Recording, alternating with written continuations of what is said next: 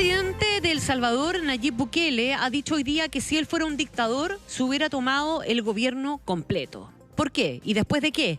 Después de que mandara una señal tremendamente confusa, equívoca y que se presta, evidentemente, ¿verdad?, para preguntarse cuál es el alcance y qué es lo que pretende un presidente que llega rodeado al Congreso para presionar que éste apruebe una ley que está intentando tramitar, ¿verdad?, y que es parte de su ideario, de su programa de gobierno. Eso fue lo que hizo Bukele. Llegó al Congreso a presionar a los congresistas rodeado de fuerza militar, diciendo que el control, o que estaba claro quién tenía el control. Se han despertado alertas a nivel global. Human Rights Watch y otros organismos internacionales están mirando atentamente lo que pasa ahí, con la preocupación de vida, ¿verdad?, de cualquier tipo de alteración a la institucionalidad. Conversamos de eso con José Miguel Vivanco, el director de la División de las Américas de Human Rights Watch. ¿Cómo está, José Miguel? Buenas tardes. Muy buenas tardes, ¿qué tal? Un gusto estar con Infinita. Muchas gracias, José Miguel. Bueno, ¿cómo ven ustedes lo que ha pasado? Ustedes deben seguramente tener más información y más minuto a minuto, pero el mundo se sorprendió, ¿verdad?, con este golpe de timón rarísimo, una especie de ruido de sables hecho por el propio presidente, acompañado de militares en el Congreso. ¿Cómo se interpreta y cuál crees tú que es el riesgo o cuáles son los alcances más inmediatos de esta acción? Mira, esto es de la mayor gravedad. Realmente El Salvador, desde la época en que firmaron los acuerdos de paz, no se había expuesto a una crisis de esta naturaleza. Y una crisis que ha sido generada, provocada por el presidente, por Bukele. Es él el único responsable de lo que está ocurriendo.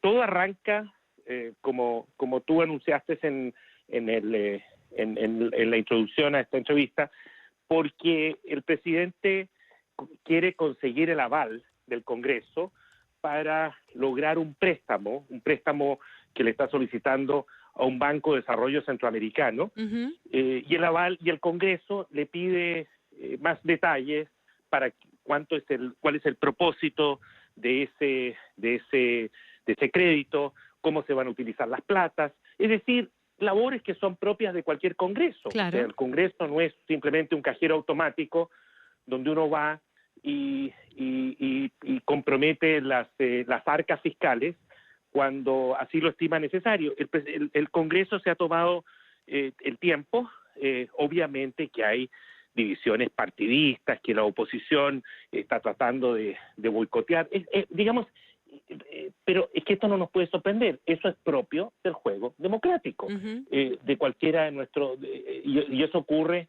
tanto en el tercer mundo como en el primer mundo.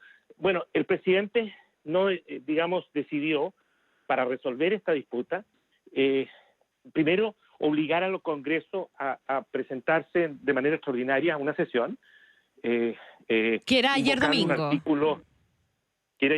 Un artículo decimonónico de la Constitución, que está pensado para una situación de calamidad pública y no simplemente porque él quería presionar al Congreso. Pero segundo, rodea al Congreso con militares y con francotiradores que se apostan en las azoteas de los edificios aledaños al Congreso, apuntando hacia el Congreso, ¿no? Restringe el ingreso al Congreso de los medios de comunicación, ¿no? Y luego, para coronar toda esta operación, decide él ir al Congreso personalmente. Entran los militares a la plenaria del Congreso con armas largas, se instalan allá adentro, él se sienta en el sillón del presidente del Congreso y por 3 minutos se queda en silencio, y todo el mundo mirando este espectáculo. ¿Saben lo que estaba haciendo durante esos 3 minutos? ¿Qué? Comunicándose con Dios, comunicándose con Dios. Y Dios es el que lo aconseja al presidente y le dice: calma, ten paciencia, según él. Eso lo sabemos gracias a que el presidente luego dice: me acabo de comunicar con Dios y Dios me ha dicho, démosle una semana más, le vamos a dar una semana más al Congreso, hay que tener paciencia con el Congreso. Y se retira con todos sus guardias y los militares con armas largas, en fin. Yo creo que este es un espectáculo de circo, esto es una payasada que no es menor y que debería ser confrontada por la OEA con una reunión urgente, porque sin duda alguna constituye un atentado al sistema democrático Ahora, salvadoreño. José Miguel, yo creo también en favor de ese contexto o de ampliar ese contexto que tú estás dando, hay que recordar el origen de Nayib Bukele. O sea, eventualmente, claro, uno había tomado alguna distancia o estábamos un poco más preocupados de lo que nos pasaba por casa, pero él ha tenido un protagonismo en redes sociales que de hecho es el que lo llevó a transformarse en presidente, rompió con los últimos 30 años de bipartidismo, la gente terminó optando por él después de una campaña muy intensiva, muy curiosa, por así decir, muy poco tradicional, ¿verdad? Para no calificarla con un sentido peyorativo, muy poco tradicional, que lo hizo convertirse en candidato y ganar finalmente la elección. Y este tipo gobierna, este señor gobierna a través de redes sociales, le manda instrucciones a sus ministros por redes sociales, los amenaza con echarlos por redes sociales. O sea, que llegara a un límite como este no debiera ser tan raro dado su perfil y su característica. Lo que pasa es que a lo mejor es una guinda para la torta. Mira, yo creo que todo lo que tú acabas de comentar lo suscribo, porque efectivamente todo el mundo sabe que es un líder populista, con buenas cuotas de demagogia, pero llegar a este extremo de invocar a Dios y mostrarse como un fundamentalista, un fanático que lleva adelante sus propuestas, incluso llegando a utilizar a los militares, al ejército, para obligar al Congreso a transformarse en, como ya dije, en una especie de cajero automático. Me parece que es un caso absolutamente, clínico, y que debería ser tratado como una cuestión urgente por la OEA. Hasta ahora no he visto una declaración de la OEA. Creo que esto es un pésimo precedente, porque sugiere que la OEA solo reacciona frente a algunos casos y no a otros. Acá no puede haber ambigüedades ni puede haber doble estándar. La OEA tiene que estar en capacidad de defender la democracia, invocando la Carta Democrática, que ha sido evidentemente violada en este caso, tratándose de un líder populista de derecha, de centro, de izquierda, de cualquier naturaleza. Estos hechos no pueden ser tolerados, porque de lo contrario, imagínate, se transforman en precedentes admisibles y luego tenemos un espectáculo igual o peor. De acuerdo, de acuerdo. Ahora, ¿qué debiera hacer la OEA? ¿Cuál es el margen que tiene efectivamente para actuar? Mira, tiene la Carta Democrática, que es clarísima en este ámbito, clarísima.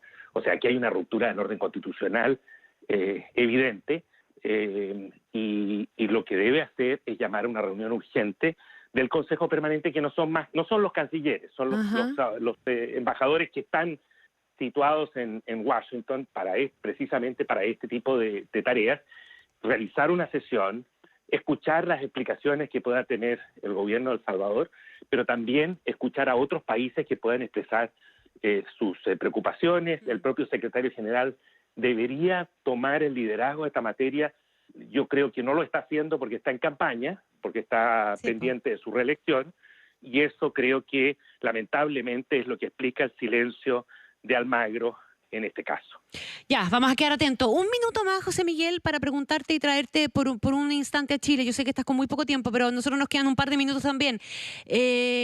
No sé si te has informado o tú has seguido muy pendiente de lo que pasa en Chile, pero después de los informes, entre ellos el de Human Rights Watch, donde se recomendaban reformas profundas a Carabineros, han estado ya surgiendo algunas ideas, y en las últimas declaraciones el gobierno ha dicho que hay piso para pensar en un diálogo, ¿verdad?, que vaya en camino a una reestructuración profunda de Carabineros. De las recomendaciones que ustedes hicieron y de lo que tú has visto está en discusión, ¿qué te parece lo prioritario, pensando en que este año no va a ser un año fácil y que parte importante de restablecer el Estado de Derecho y el funcionamiento del país con una mayor normalidad, ¿verdad?, pasa justamente por tener carabineros que funcionen o tener una policía que funcione? Mira, lo que tú me preguntas es complejo, porque yo no estoy al día todavía respecto de las propuestas que se están haciendo. Sé que el Senado ha trabajado en propuestas, que el propio Ejecutivo tiene una comisión presidencial para no hay nada hacer definitivo todavía. Todavía no. Sin embargo, si tú me preguntas en una oración, ¿cuál es porque hay muchas cosas que son necesarias, pero ¿cuál es lo urgente? Urgente.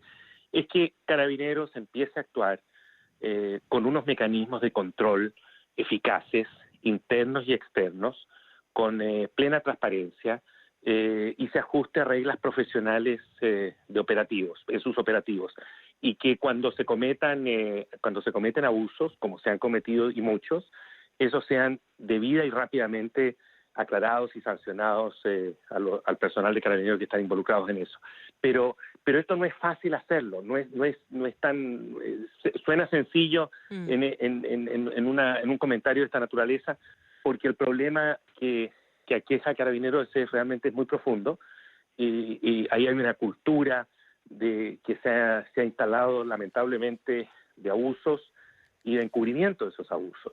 Y no es reciente, es algo que viene desde hace muchos años y que requiere, insisto, de una reformulación del trabajo de Carabineros y de una supervisión civil,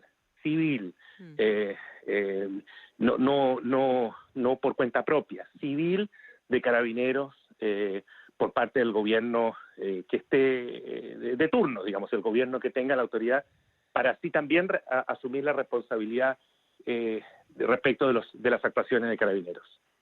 José Miguel Vivanco, muchísimas gracias por conversar con Infinito hasta ahora. Que estés muy bien. Gracias por tu tiempo. Al contrario, un placer. Chao, chao, gracias.